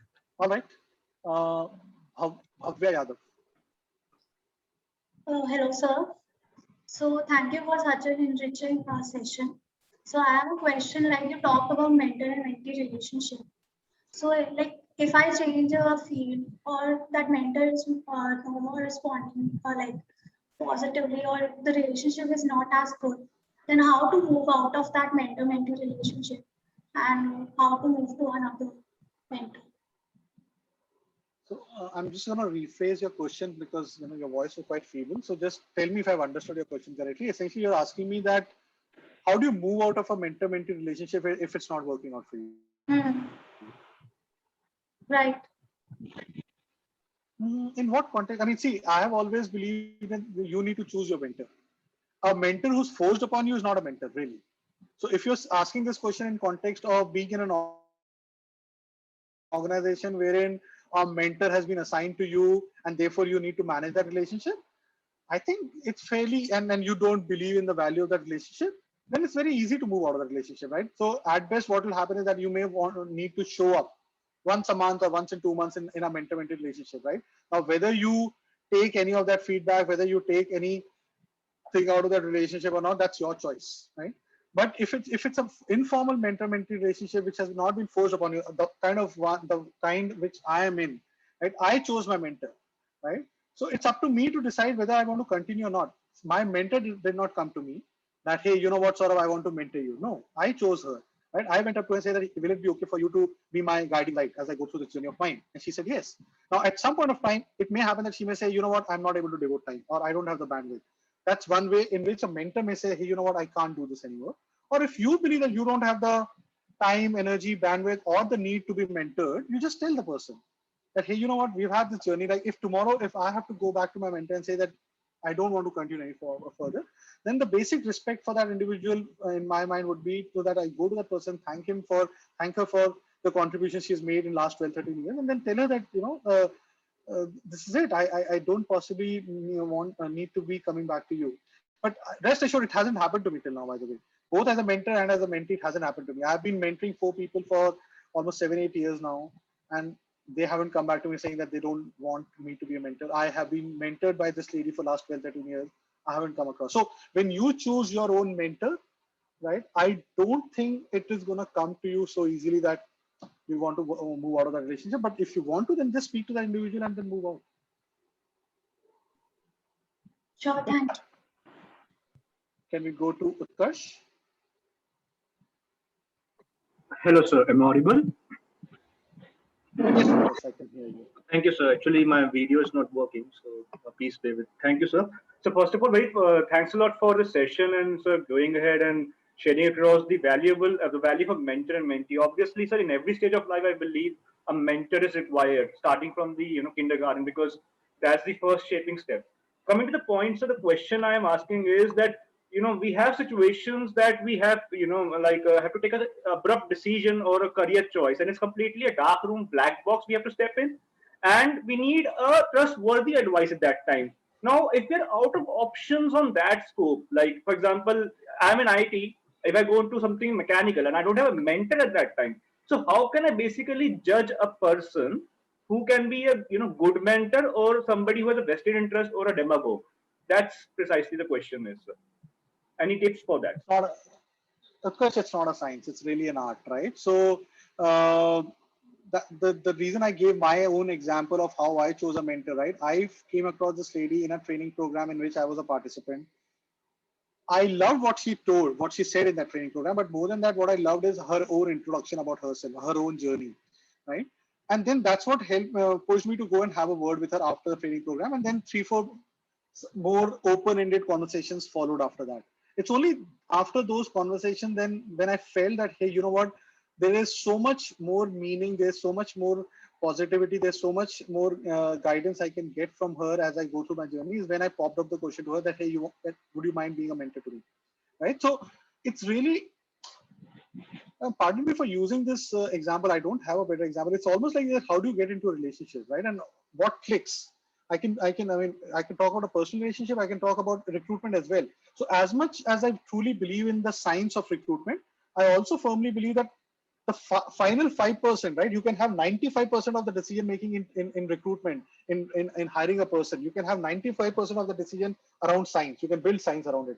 But the final 5% is always based on gut and instinct, right? You got to understand that, right? So, and that holds true for any hiring practice. That holds true for even the admission process of best of institutes, right? There is that 5% of gut or instinct which comes in. Now, the skill is, the art is that how do you make sure that your gut and instinct is such that you're not making a mistake. We all make mistakes. I have made hiring mistakes, for example. So really the point, and that's why I say it's not a science, it's really an art to then polish off or to polish that art and figure out that, you know, based on your conversations with that individual, and you should feel free to have as many conversations with that individual whom you are wanting to be your mentor. And before getting into or popping up the question that, you know, whether you want to become my mentor or not. I can't really go beyond that. I can't tell you that, hey, these are the 5 questions you ask, and then that person, if that person checks 3 out of those 5 boxes, he or she is qualified to be a mentor. No, I can't tell you that. It just doesn't happen like that. I really appreciate and agree with you, because you know you were on bang on the target when you said for recruitment, for going for a career choice. Like for example, a technical guy going to MBA. Now, if you know a person who is trying to interact to, and in the pandemic time, it's only a verbal communication. So that was some sort of challenge I was able to correlate. But sir, you are right. So no, but then see, if I were at your place, I will try and find people who have gone through a transition similar to yours. So if you're telling me that you're an IT person and you're wanting to go to operations, as an example, right? Now that's not something which has not been done in the past. There are enough, and you find enough and more professionals who have done those kind of transitions. Reach out to them, speak to them. You know, you have LinkedIn. We didn't have LinkedIn in my time, right? So reach out to individuals, speak to them, and then see whether your conversation is with them is making sense to you or not, right? And then decide whether that's the person you want to be mentored by or not. Certainly, sir. That really helps. Thank you, sir, very much. All right. Thank you. Swaroop? Swaroop Sagar. You're on mute, Swaroop. Hello, sir. Good evening. Hi, good evening. I hope you can hear me right now, sir. Yes, I can hear Good you. evening, sir. So thank you so much for such an enlightening session. So I got to know about like both sides of the mentee-mentor relationship and how useful this is for our career going forward. So I had one question like regarding like the thing that you put forward, like the changing times. So it could be like the mentor and the mentee, there might be a generation gap between them because of the changing times. The learnings that you had in your time, 10 or 15 years later, it might not be applicable to the mentor, to the mentee. And, To the mentee, yeah. Yeah, and apart from that, there could be some kind of cognitive bias that might have crept in because of the industry that you're in, or the kind of company that you're in, or kind of environment that you were in, and the kind of environment that the mentee is going to be in. So there could be some kind of cognitive bias in that. Consciously try to keep those learnings away from him or her that are not applicable, or do you like give all the learnings to them and then ask them to choose if that is applicable for them or not? So it depends. I mean, it's a great question here. I mean, possibly the best question of the evening till now. It depends on what are the goals and objectives you have set in that relationship, right? So if the goals and objectives are such, and I'll give you an example, right? So if your goals and objectives is that how do you prepare for a certain kind of role or certain kind of career trajectory, and the individual hasn't had that trajectory, right, or is not in that career of your choice, then that person may not be the right person to guide you. And as a mentor, you need to understand that. Whereas if you are, let me use my own example, right? If you were to come to me, and let's assume you were looking to make a career in finance. If you were to come to me and ask me, hey, you know what, given you work in an investment company, you know, I want to be mentored by you because I want to make a career in the investment world, right? I cannot be your mentor. I just cannot be your mentor because I do not have the background or the wherewithal to help you or guide you or mentor you. Whereas if you come and say, hey, you know what, I want to be again a finance professional, I want to make a career in the investment world, right? You being an HR professional and having worked in this sector for whatever the number of years, I want you to get mentored by you so that I'm preparing myself to be able to crack this space, right? From an attitude, from a behavior, from a soft skill perspective, right? That I'll be able to guide you because that's what I do day in and day out, right? So your ability to ascertain that who's going to be your mentor and they've based on what is it that you want to derive out of that relationship will then tell you that what you can expect from this mentor and what you cannot, right? As a mentor, it is important for you to understand as well. So it is, I mean, many times in my relationship, what happens is because you are having very open-ended conversations, right? So my mentee, a lot of times has gone in a direction in an area which I have very little idea about. Now it is very easy just because I've worked for 14, 15 years to, you know, shoot from the top, right? With half-baked knowledge, just because I'm sitting in that position of being a mentor. But I think that is where you are doing injustice to your mentee, right? So what I do is I actually take a step back and do tell my mentee that, hey, you know what, I may not be the right person to guide you on this particular subject. I can put you in touch with someone who would be in a position to do that. That's my job. That's my responsibility, right? So as a mentor, if you understand your responsibility, you will find ways to help or navigate, help your mentee navigate through his or her journey. That's really what, and that's what I do. That's what my mentor does as well. Thank you so much, sir. And I always caveat, right? Because see, I have also seen massive transitions in my own profession, right? In the space of HR in last 15 years. So if there's a question on a subject, like if somebody were to ask me on recruitment and someone asked me about, you know, what are the things which I've seen change. So I have seen recruitment in a certain shape and size 15 years back. I'm seeing it in a different shape and size now, right? I will give this perspective that how this space has transitioned and therefore how you should orient yourself to be a better recruiter. So I will give that perspective because I have that perspective because I've seen that journey of 15 years. Does that answer your questions, Farooq? Thank you so much, sir. That answers my question. Yes, sir. Yes. All right. Thank you so much. Arjun? Yes, sir. Am I audible, sir? Yes, Arjun. Sir, thank you so much for sharing your personal experience as well, being in the shoes of both mentee and mentor. So my question was from the perspective of mentee. So every person based on his career aspirations will identify a person, and if the other person agrees, then the mentee and mentor relationship starts and the journey kicks in. So from being in a mentee perspective, is there any framework the mentee should follow in that journey so that he can utilize the time and get the best returns from that journey? Maybe some 3 to 4 framework kind of model, so that definitely in the next 1 year course we all can use that and get a lot of value from our mentors that we would be connecting with. No, there are enough and more frameworks, and in fact I use some of these as well.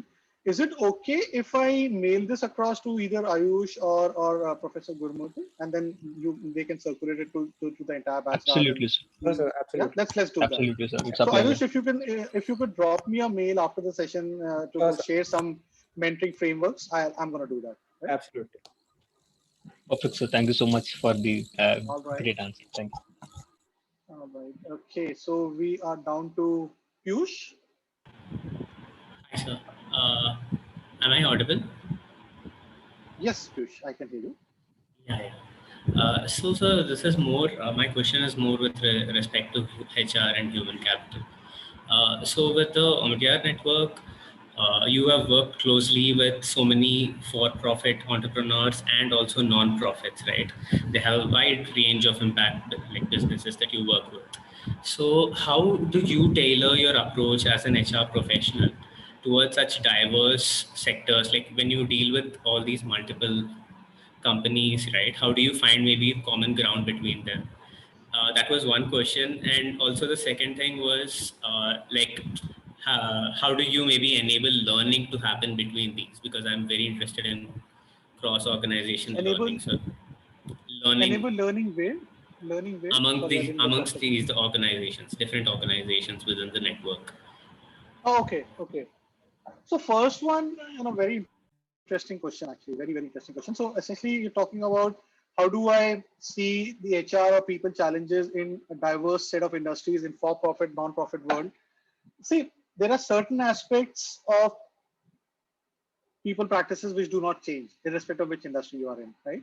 But there are certain aspects which will definitely change, right? So let's talk about what changes, right? So something like an org design or an org structure, right, will change from industry to industry, right? So a financial services industry, which is following a feet on street model, will have a very different structure compared to a ed tech company, which is into building technology in the education. The structure itself, because the roles will be different, therefore the structure will be different. So you need to your ability to understand business models and the business environment and the dynamics it is operating in, and therefore the kind of roles which exist in the organization will then tell what kind of structure should exist, right? So that will also tell you things like what should be the performance metrics in an organization, right? So again, performance metrics will change from industry to industry, organization to organization. Performance metrics of a non-profit organization will be solely, will largely be dependent on what kind of impact they are creating, what kind of reach they are having, and so on and so forth. Whereas a typical for-profit organization will talk about revenue, growth, profits, and so on and so forth, right? So therefore, depending on the business model, again, the performance metrics will change. Similarly, because the there are different roles in different organizations and different industry segments, the kind of training interventions and the learning interventions and the talent management, the career path frameworks which gets employed will change. Right, so these are things which will differ from industry to industry, segment to segment, for profit and non-profit. What doesn't change? Let me tell you. What doesn't change is, and I'm talking from an HR person's point of view here, the skills of recruitment, skills of hiring. Right, hiring is going to be one of the most important factors when you're working with early stage organizations, irrespective of the industry or irrespective of for-profit versus non-profit. How do you evaluate a person for his or her attitude? How do you evaluate a person for his value system? How do you evaluate a person for his or her DNA, her learning ability, her aptitude, his or her aptitude, adaptability? These are consistent, and these are important factors which I look at or we look at when we hire in any organization across any industry. So that doesn't change, right? What will change is the specific skill set, right? So when you're hiring for a techie in a ed tech company versus a sales guy in a financial services company, obviously the skill set evaluation will change, but the softer side or the attitude side of it will not change. So that doesn't change, right? So things which are working on the human behavior side in my work doesn't change. So for example, a lot of my work is oriented around building organization cultures. That doesn't change, right? Some of the tenets of organization culture which I advise my entrepreneurs and my portfolio organizations are: how do you build a culture of trust? How do you build a culture of transparency? How do you build a culture of mutual respect? Right now, it's not that that those tenets will change if you're talking to a non-profit organization or versus when you're talking to a fintech company. It doesn't change, right? So that's how it is. I mean, I hope I'm able to give you a perspective that what are some of the things which are consistent, what are not. Thank you, sir. Yeah. Did you have another question? I'm so sorry, I forgot that if you had a second question. So the second question was just a follow-up, sir, regarding maybe what is your role in facilitating the learning and sharing all, how do you develop these organizations as well? Because so I do bring along. I mean, see, the reason I do this role is because I've been a practitioner in my previous roles, right? I've headed HR for different organizations, so I've implemented people practices and so on and so forth. Essentially, what I'm doing here is using those experiences to advise entrepreneurs and portfolio companies in my portfolio, right? So that's what I do. What I also try and do is leverage the learnings from each other. I mean, from different organizations by bringing them together, and not necessarily from the same industry segment, but across industry segments, especially for things which are consistent, right? So, for example, if there's an organization which has done really well in building organization culture, right, in say in edtech world or education world, and there's a financial services company which is struggling with culture, right? I bring them together so that they can leverage on each other's needs and understanding. So that's how I operate. Does that answer your question? Yes, sir. Thank you so much. All right. That was Piyush, right? Okay. So we are Um, Arya. yes, good evening. Did I pronounce your name right? That's right, sir. Arya. Okay. Okay. Go ahead, Arya. So I had a question for you. So how would you think that we as students who are just entering a one-year MBA course, how do you think we could upskill to be relevant in the future job market? What would be your inputs on it? That is one part to my question. And also, how important do you think having a mentor at this point would be? And what are the qualities that we must actually look for in a mentor at this point in time? Okay, so what are the skill set you should look to develop, right? Clearly, the most basic fundamental would be whatever area or career you want to choose for yourself, make sure that you're learning that subject really, really well. There's no substitute for hard work on that one, right? So you may have the best of attitude, you may have the best of adaptability in your DNA, but you need to know that your subject well. There's no second thoughts about it, right? So if you really talk to me about skill set, other than what I've already talked about in my slides, which was, by focusing on the right levers, which is really, making sure that you're aware of what's happening around the world, not just from a general awareness perspective, not just from a world politics perspective, not just from your own area of work perspective, but generally what's happening in and around you in the business world, and not just in India, but across the world. I think that's one. Communication is the second one, which you should focus on, right? So, like, I hear a lot of MBA students tell me that, communication is not my forte, or public speaking is not my forte. You don't have a choice, actually, really. And that holds true for any profession. I mean, like, I hear a lot of finance professionals say, hey, why do I need to be good at public speaking? My job is going to be with numbers, with investments, with my business, creating models, and so on and so forth. Why do I need to speak, or why do I need to be good at public speaking? Rest assured, I mean, and I can say this with utmost authority, that irrespective of your choice of your career or your career stream you're going to be in, if you do not have the ability to communicate your ideas well, there will come a stage where you will find yourself getting stunted. So that's second.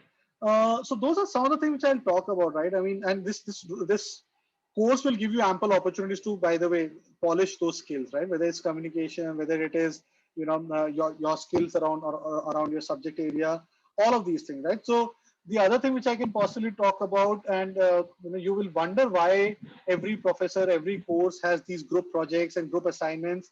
It's because your ability to collaborate, right? So has to be polished off. Now, a lot of you, or many of you, might have worked as individual contributors in your previous companies or roles, right? Your ability to work with people who come with different mindset, different culture, different aspirations, different viewpoints will define how well or how you succeed in your career, because that's going to happen in your jobs, in your career, right? So use this opportunity this next 1 year as you get into these different group assignments and projects, to figure out how well or how easily you're able to adapt to that situation wherein you have to work with people who are not like you, right? And that's going to happen. So do not go into a shell. Do not say, hey, you know what, it's okay, let them take charge. Let those two people say take charge. It doesn't matter to me, right? I'll get my grades. Getting the grades should not be the thing which you should focus on, because these are smaller things. And honestly, while I'm giving you this gyan, I'm sitting here at this point in time, a lot of these learnings came to me after I came out of my own MBA program, right? So I used to think that why so many group projects, why so many group assignments, right? Now, having gone through this journey for 15 years, I understand why. Right? It's because the professors, the curriculum is pushing you to adapt to different situations, different people, and be able to work with them. So develop that skill. So those are some of the things which I will talk about, I think are important as you go about it. Now, how important it is to have a mentor. See, as someone rightly said, you need to have a mentor. I firmly believe you need to have a mentor at every point of time in your life, not just career, right? Now, the only thing you may want to see is, will you have enough time, given you're going to be extremely crunched in next 12 months, to commit to a mentor-mentee relationship? Because if you do not commit to a relationship, then you're not going to get anything out of it. And that answer to that question can only be given by you. What kind of a mentor you should look at, again, depends on what is your need, right? So, for example, if you're looking to make a career shift, as someone pointed out, you come from an IT background, you want to go to marketing, just as an example, then I would suggest you need to find a mentor who has made that kind of a shift. It will help you. ideally from a similar background, ideally from similar college like you are part of, because that person has gone through this journey, through this transition, and will be able to guide you or help you to talk to you about some of the pitfalls or some of the roadblocks which you may encounter, is my view. But again, it depends on you and your ability to find time to commit to that relationship. Yep. Thank you so much, sir. All right, Arya. Okay, I'm gonna move to Archita. Hi, sir. This is Archita. Hi. Good evening. So I have a very small question from the last answer that you answered. So you said we are shifting to MI and like ML and AI based processes. So for skill set which are directly technical, we can understand. We can go for some skill set and search for the requirement in the profile. But for HR and other such stuffs, how is the skill set considered? So I think I did allude to that. So there are certain areas of HR we are already seeing that coming in, right? So I see a lot of artificial intelligence stroke machine language based programming coming into recruitment, for example, recruitment software. A lot of intelligent softwares are being built which can go through someone's CV, go through someone's social media profiles, and give me a 3-point or a 3 parameter based ranking of candidates who are applied to me. I'm not going to name those softwares here, but so recruitment is one. Payroll is another one, right? I have intelligent payroll software which can do multi-geography payrolls by click of a button, right? I have a very intelligent software. So like, for example, you would have heard about bots, right? There are bots in HR as well, right? So in fact, I have spent a lot of time handling queries and handling grievances of people way back, 10, 13, 14 years back, right? Invariably, a lot of these queries can be answered by a bot, right? Because 8 out of 10 queries would be a policy related query. Answer is there, but just because the person is sitting there tagged as an HR person, you'll go and ask that person, right? Little realizing that takes away time and bandwidth from that person. So now you have bot-based question. Now that bot-based, those bots are now becoming so intelligent that they can, based on the frequency of a certain question being asked, they can also recommend, or the frequency of the questions where they have to go and ask for a human help. Bots are able to recommend that, okay, what are some of the policy changes, or which segments of a certain policy you need to revisit, because that bot is not able to answer. So a lot of such intelligent stuff is happening, right? So now things which will not change, which I don't think will get replaced by bots or AI or ML or whatever may be the case, things like counseling, right? When you have to counsel an employee, or when you have to handle grievances, or when you have to do conflict resolution, or when you have to do negotiation, or when you have to build org structures, I don't think machine language can help you with that. So thankfully so, by the way, because that's what keeps people like me relevant. But yeah, there will always be certain areas, and that will hold true for all streams, right? There will be certain areas which will always remain relevant. As an individual, as a professional, it's incumbent upon you to find out what those areas are, and therefore skill yourself in those areas. Does that answer your question? Yes. So I had a similar just add-on. So why are few of the companies like Amazon, and I just read in some articles, they are opposing to these bot culture? So it's anyway useful, right? They're opposing. Yes. They're opposing? Yes. So why is it so? So I don't know why is it so, honestly speaking.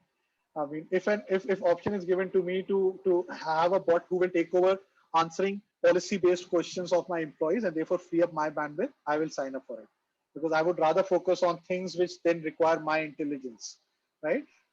Giving an answer to someone by reading a policy is not intelligence, right? Doesn't require my intelligence, or doesn't do justice to whatever experience I've built over a period of time, right? So I don't know why they're opposed to that. I have no idea. I will not be able to comment on that. Thank you, sir. All right. Deepika? Good evening, sir. First of all, I apologize. I wouldn't be able to turn on my video. I'm sitting on a low bandwidth. Thank you so much for objectively addressing all our concerns, sir. My question to you is, can we have more than one mentor for a particular period of time? Now, I ask this question because when we sign up with one particular mentor, that person knows the nitty-gritties of us. So he will know he will have an in-depth knowledge about how we are as a person. Now, if we expose ourselves to some other mentor because of the unavailability of the one that we have signed up with, is that recommended?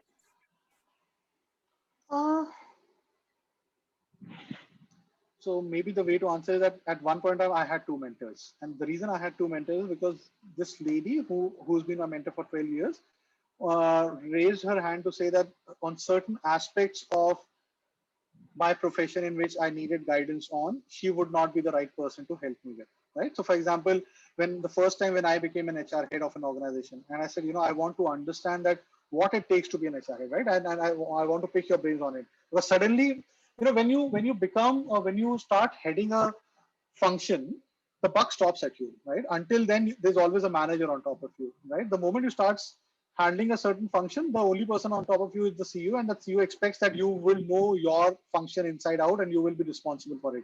And when you do it for the first time, there is anxiety, there are doubts in your mind, and I'm talking from my own self, by the way, right? And there are doubts in your mind. You're nervous, by the way, right? So as much as you're excited about the fact that you're certainly handling the portfolio or the function. So in that context, I wanted to pick the brains of this lady, and she's an executive coach. So I said, you know what, I'm taking up this role of an HR head of an organization, and I would need help in terms of figuring out that what would it take to manage stakeholders, to manage people who are my peers now, right? I have nobody as a function head. And she said, look, I have not been an HR head in 35 years of my career. So I'm not the right person. And so I actually went to someone who had made a similar transition for about a period of 3 years, which was my first tenure as an HR head, to help me navigate through that. And I was able to balance it because I was very clear in terms of what are the kind of conversations or what are the needs I have with my first mentor.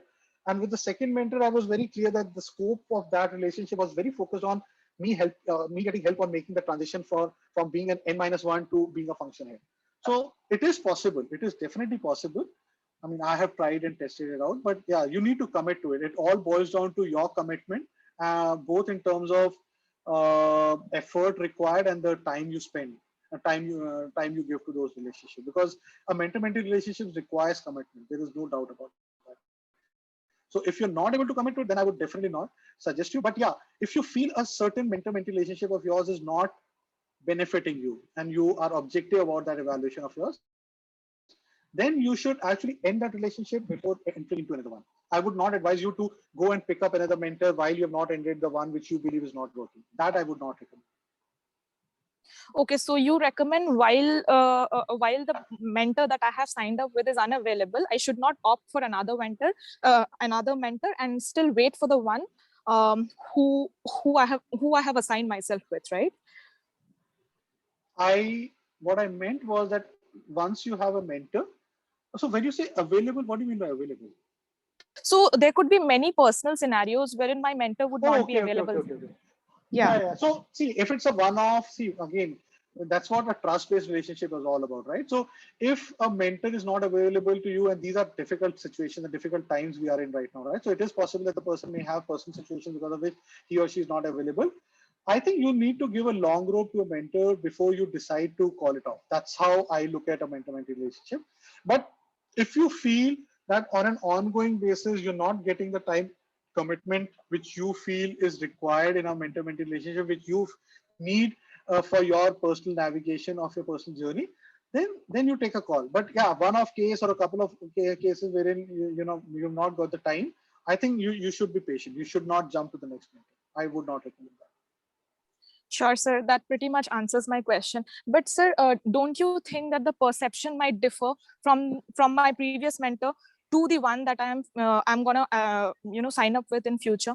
So I am used to work with my mentor in a way since 10 years. Now all of a sudden, when I decide to change my mentorship, I choose a different mentor, and his or her way of thinking would be completely different from the way I have been mentored over the years now.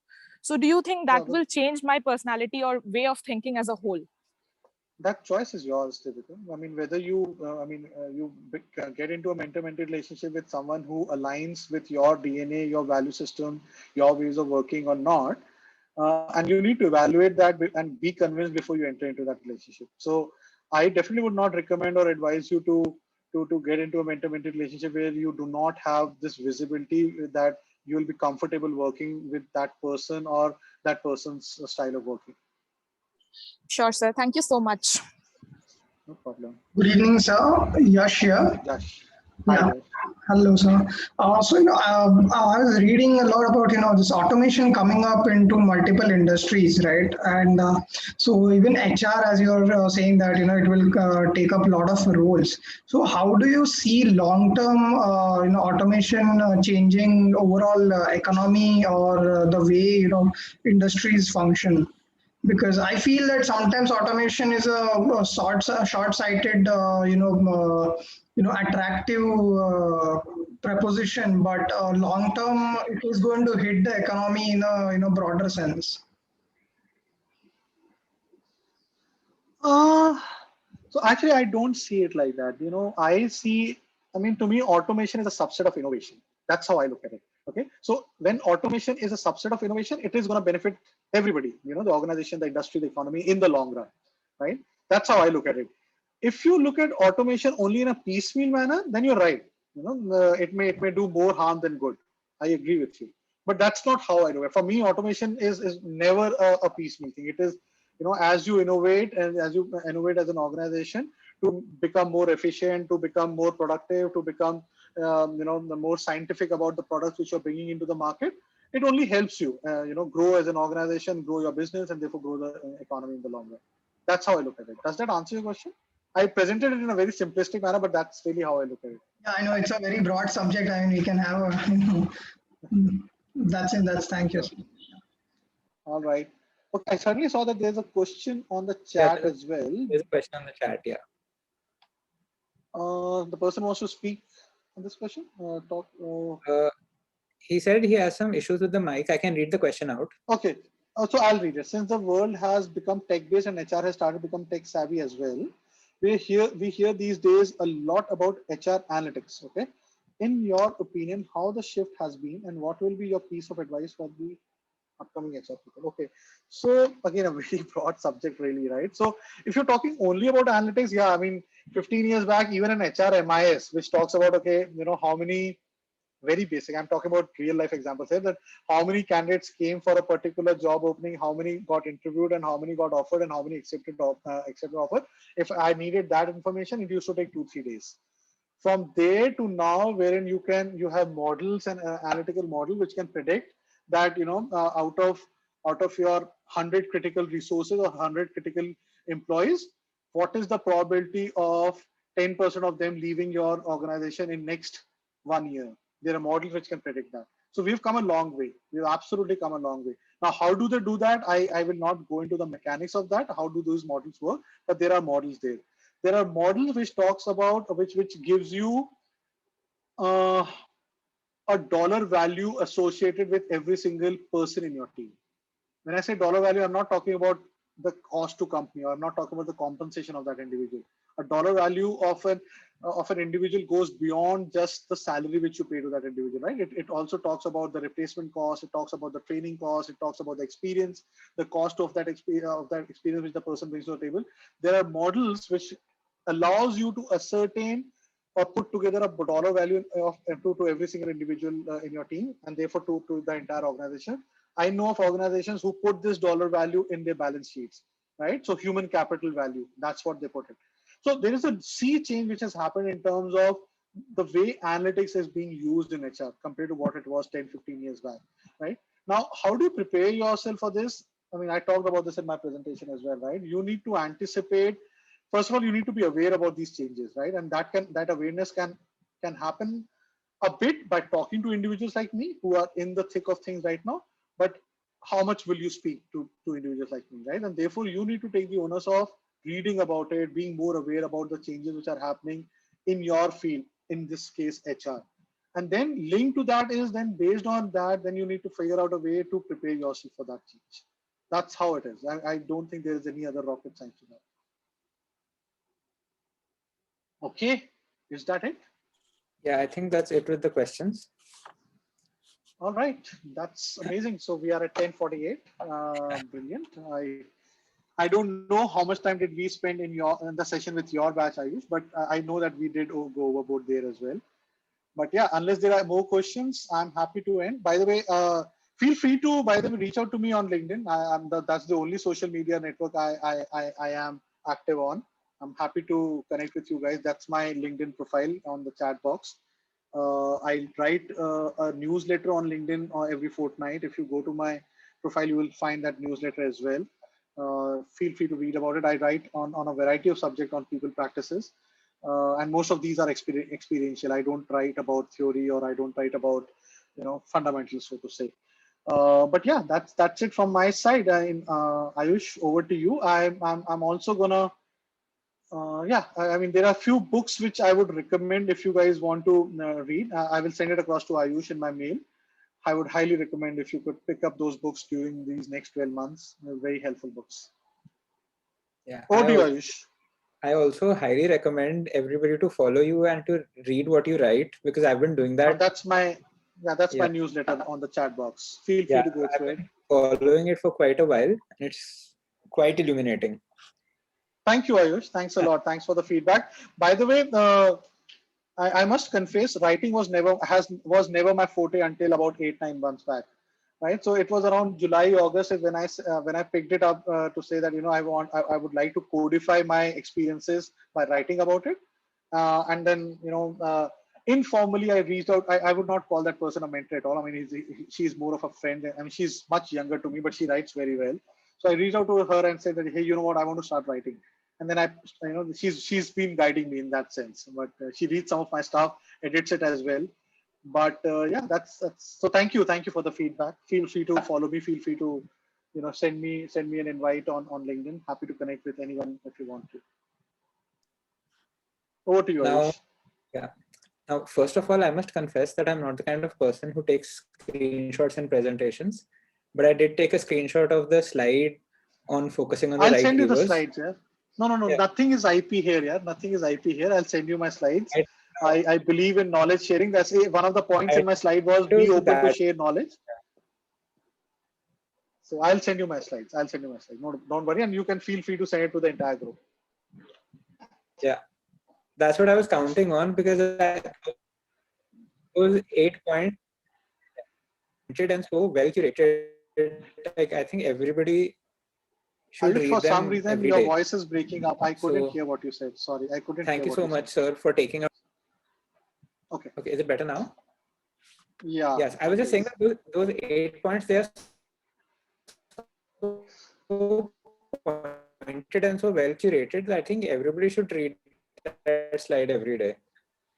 And yeah, I mean, that's what I so say. much, I mean, sir, for I've taking used the time that. out to take I've this used that session, slide for answering all the questions so patiently. No problem. Yeah, Ayush, pleasure was all mine. I don't know whether it's my problem or my bandwidth problem, your bandwidth problem, but I'm not able to hear you clearly. Are you guys able to hear it clearly? You're absolutely right in the importance of a mentor. Ayush, you're breaking up. Around this time, my internet decides to act up. Yeah, it's 11 in the night, right? Better things to watch, right? Netflix is waiting, maybe. No, but just a couple of thank you. I mean, I'm assuming that you were thanking me, so that's perfectly okay. Pleasure was all mine, Ayush. And yeah, I mean, I firmly believe in those points. I mean, it's all through experience. They seem simplistic, but they're very powerful. They've really helped me in my career journey. So yeah, if you guys can benefit out of it, I'll be really happy. So happy to share. I'll send across my slides to you along with those frameworks. Someone asked me about those frameworks for mentoring. I will send that as well. All right. Thank Is that you it? so much, sir.